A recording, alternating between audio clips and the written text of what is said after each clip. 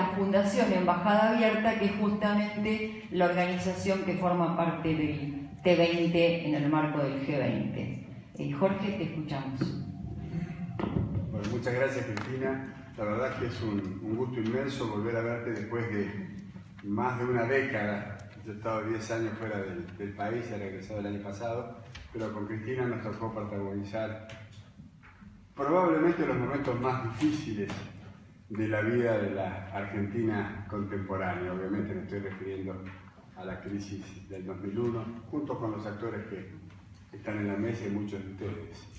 Eso ha quedado marcado a fuego en la memoria de los argentinos y bueno, esperemos que sea pronto nada más que un lejano recuerdo de una etapa definitivamente superada. Monseñor Jorge Lozano, su persona, yo quiero agradecer mucho esta invitación, esta convocatoria, la posibilidad de compartir este panel con los amigos que nos acompañan y sobre todo la posibilidad de trabajar sobre esta temática tan interesante, tan importante, como decía recién Cristina, en la víspera de lo que va a ser la presidencia argentina del G20 y la cumbre de jefes de Estado del G20 que se va a verificar en nuestra ciudad en el mes de noviembre del año 2018.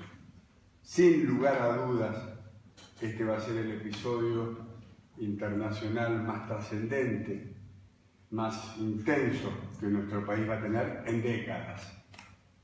Así que para eso debemos prepararnos. El gobierno argentino está haciendo los esfuerzos necesarios orientados a coronar exitosamente tan difícil tarea.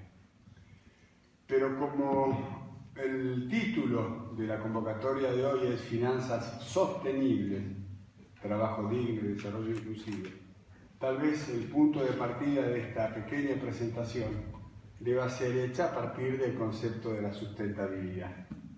Como ustedes saben, muchas veces la sustentabilidad suele quedar enmascarada bajo otro bien, que es otro bien igualmente preciado, aunque frágil y limitado. Estoy hablando de la estabilidad. Muchas veces la sustentabilidad queda oculta a través del privilegio que se hace del concepto de la estabilidad. La estabilidad en realidad es un valor de corto plazo, que depende de la coyuntura, que depende de las circunstancias propias y extrañas, mientras que la sustentabilidad es un valor que se piensa, se construye, se logra a largo plazo. Es cierto que la estabilidad es condición necesaria para la construcción de la sustentabilidad, pero no es un paso excluyente. No solo con estabilidad se construye la sustentabilidad. Y eso lo pudimos comprobar hace poco, en el año 2008, cuando estalló la burbuja hipotecaria en Nueva York a partir de la quiebra de Lehman Brothers y se inicia la crisis financiera internacional, que primero fue doméstica. Yo vivía en Nueva York en esa época, pero que rápidamente se extendió a Europa para finalmente diseminarse planetariamente. ¿Qué había pasado en el año 2008? Luego de muchos años de estabilidad, el experimento neoliberal globalizado sobrepasó sus propios límites de sustentabilidad. Y entonces las mismas potencias que habían llevado adelante la desregulación financiera, las mismas potencias que habían contribuido a la mercantilización de la sociedad, tuvieron que poner un freno. Tuvieron que poner un freno y revisar lo que se había producido, porque, como decía recién, aquella crisis alcanzó dimensiones planetarias. Mercado mata sociedad, consumidor mata ciudadano.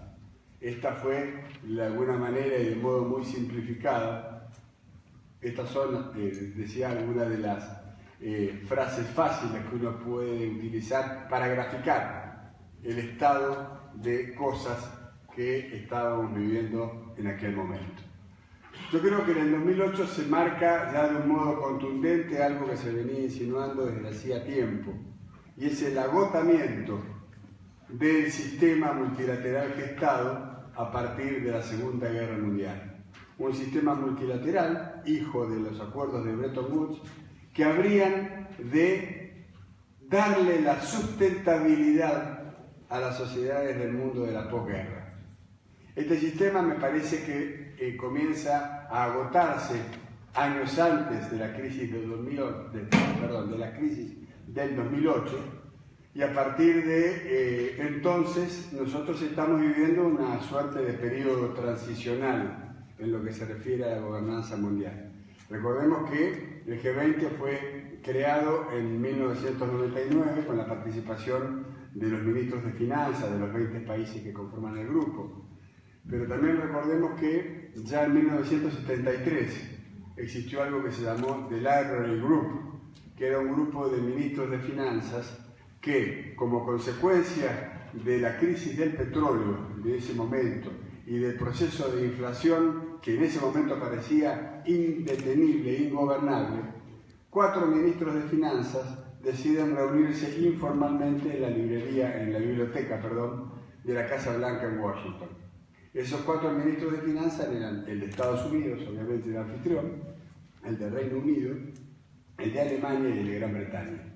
Eso se llamó el G4, y es lo que yo creo que nosotros podríamos retrospectivamente ver como el origen de lo que hoy conocemos como el G20. Esto quiere decir una solución ad hoc al margen de la liturgia de las instituciones multilaterales gestadas en Bretton Woods, pero que de alguna manera, casi diría tímidamente, empiezan a insinuar la vocación de buscar nuevas formas de encauzar las situaciones de crisis. Insisto, esto fue en 1973, sobre todo a partir de la crisis del embargo petrolero.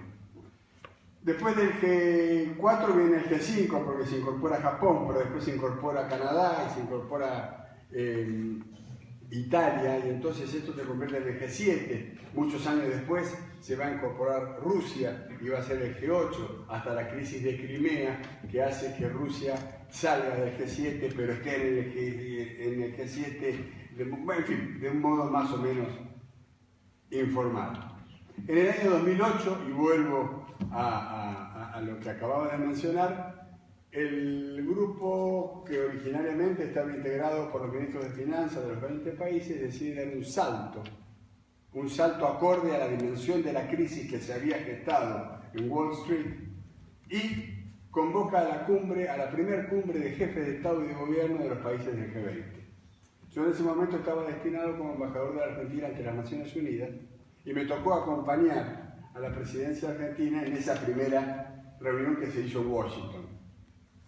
A partir de allí recuerdo vivamente que estuve en Washington dos días y medio, tomé el tren, volví a Nueva York, al otro día había reunión de la Asamblea General de la ONU, y la verdad que aquí hay una anécdota que vale la pena compartir porque de alguna manera nos está marcando el termómetro, o lo que el termómetro nos indica de la temperatura imperante en ese momento. Vamos a una reunión de la Asamblea General de la ONU y me encuentro con un escenario francamente adverso. La ONU tenía en ese momento 192 países, todavía no se había creado Sudán del Sur, que pasó a ser el 193.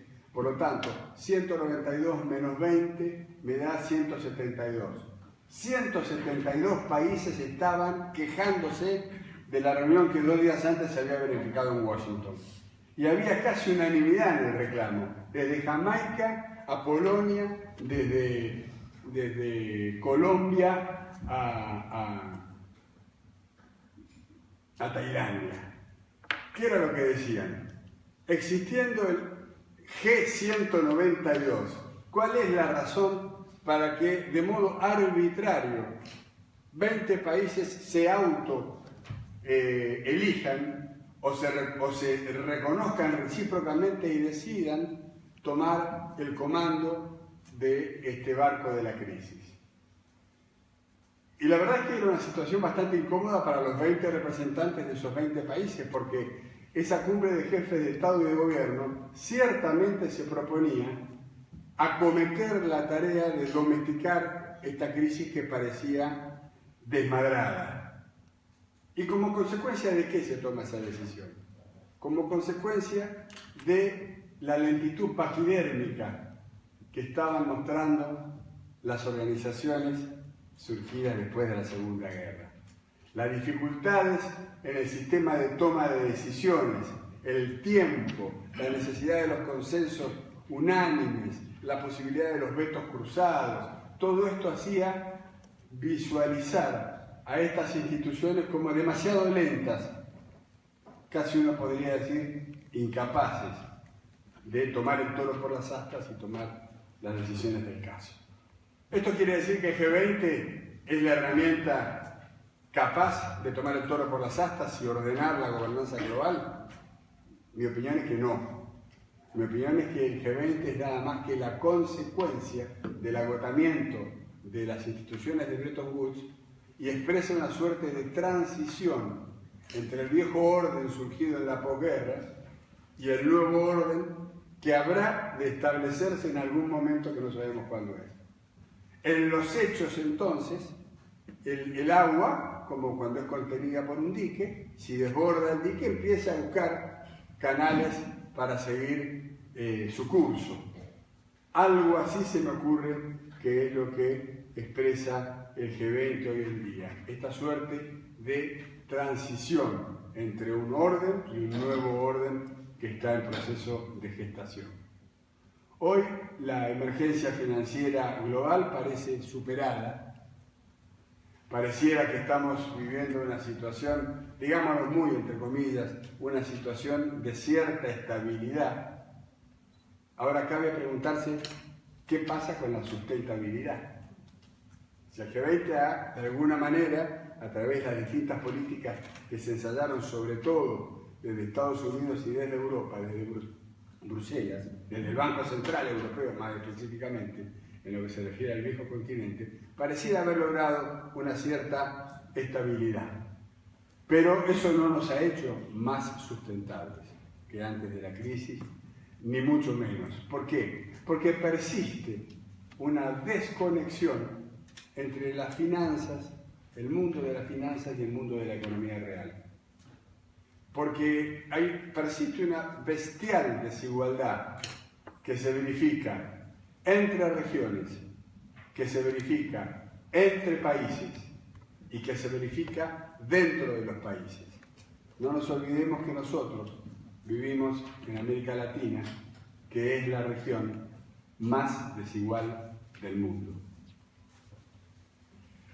En términos políticos hay un clima de tensión, sobre todo en Occidente, a partir de los sucesos que se han venido verificando. El Brexit es un buen indicador de la temperatura política que impera en Europa. Pero el triunfo de Donald Trump es otro indicador de la temperatura política que impera en los Estados Unidos. El triunfo reciente de la ultraderecha en Austria, la derrota por poco de Marine Le Pen en Francia, la llegada de Macron, superando a los dos partidos tradicionales que durante décadas se ocuparon de la realidad política francesa, nos está marcando un malestar que recorre el mundo, un malestar que hace que millones y millones de personas se sientan víctimas del rumbo que ha tomado la globalización.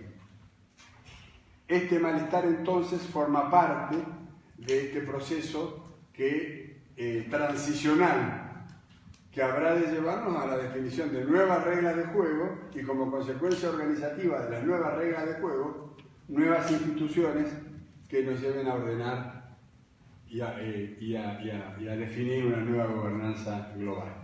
En este contexto, la Argentina se prepara para asumir la presidencia del G20, en cuestión de horas nada más. Ejercer la presidencia del G20 implica además ser sede del G20, por lo tanto, nosotros vamos a recibir a los 20 jefes de Estado y de Gobierno en el mes de noviembre del año que viene, sabiendo que la cumbre es solamente un punto, probablemente el clímax de una presidencia del G20. Pero el G20 es un proceso que se verifica prácticamente todos los días del año en las más diversas sedes del mundo, porque hay reuniones de trabajo que permanentemente se van preparando para llegar a la cumbre de jefes de Estado y para producir, y si se puede, un documento que sea lo más representativo posible de lo que los actores que no son livianos, estamos hablando del 80% del Producto Bruto Mundial reunido en estos 20 países, puedan alcanzar. Yo estuve en Berlín cuando la cumbre del T20 y la verdad es que la victoria de Angela Merkel estuvo dada más que por el documento final, por haber logrado la presencia del presidente Donald Trump en la cumbre. Porque si Donald Trump no hubiera asistido a la cumbre de Berlín, entonces el destino y la potencia del G20 sin lugar a duda habría resultado menoscabada y estaríamos en una situación de crisis todavía más compleja. Esto quiere decir entonces que la Argentina se prepara, como les decía, para recibir a los jefes de Estado.